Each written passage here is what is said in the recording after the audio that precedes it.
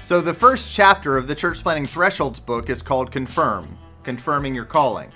And it's really important that you, as an aspiring church planter, confirm that God is calling you to plant a church before you get into the throes of the difficulties and trials of church planting.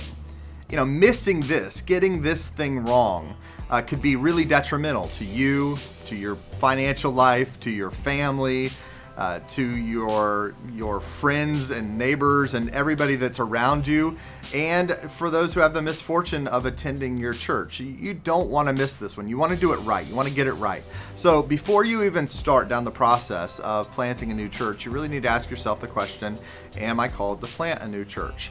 And I outline in the book, you'll see there are 3 pieces to confirming that you're called. It's not just the subjective part that we always think of the aspiration. Do we desire? But it is aspiration, but it's not just that. So do we aspire the work of the ministry? Is it something that we want to be a part of? Then the second question is not just do we aspire to it, but are we adequate for the work? The Bible gives us 26 clear qualifications in Timothy and Titus and Peter about what the pastor should be, or the man of God. And the question should be submitted to you. Are you this person? And so an evaluation of that adequacy has to take place. And thirdly, an affirmation is in order. It's not just that you believe you're called to do this, or those who really like you believe you're called to do this, but somebody who knows really what it takes to do it. Some other pastors, they would look at your life and say, yes, we believe that you are adequate for this work, and we affirm that in you. So that's the first chapter of Church Planting Thresholds, is sorting through those ideas. Well, the very first thing I want you to do in this process, threshold number 1, the very first exercise that I'd like you to participate in, is in Appendix B in the back of the Thresholds book. And we call it the abandonment worksheet. And essentially what this worksheet is it's asking the question, what would cause you to abandon or give up on or forsake this work that you've been called to? So we're going to ask questions like, would you abandon the work if you felt like you were no longer effective in the ministry? Would you abandon it if your wife asked you to abandon it? Or if the elders from your sending church came along and said, we don't want you to do this anymore? At what stage would you throw in the towel and say, I don't want to do this anymore?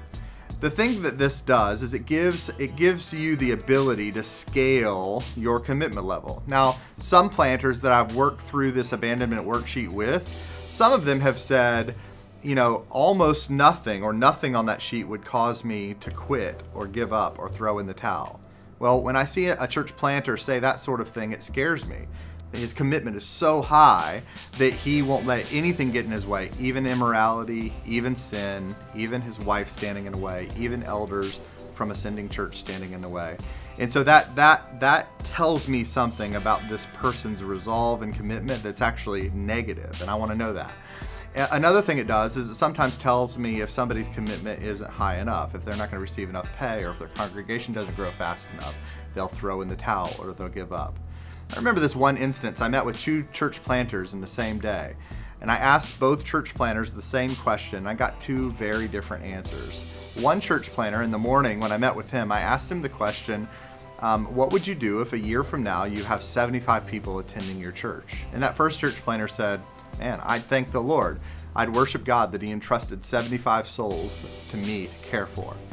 And I asked that same question at a lunchtime meeting with another church planter, and I said, what would you do if you had 75 people a year from now? And he said, without even thinking or reservation or caution, he said, I'd quit.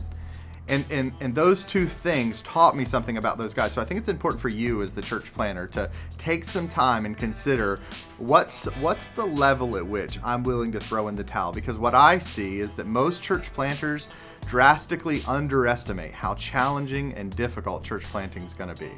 So my encouragement to you would be to take this abandonment worksheet, work through it, make a decision about what would cause you to quit or throw in the towel. Maybe work through it with your wife if you're married, and then take that sheet to some people that you trust, perhaps the elders in your sending church, and show them kind of where you are on that and see if they agree with your assessment.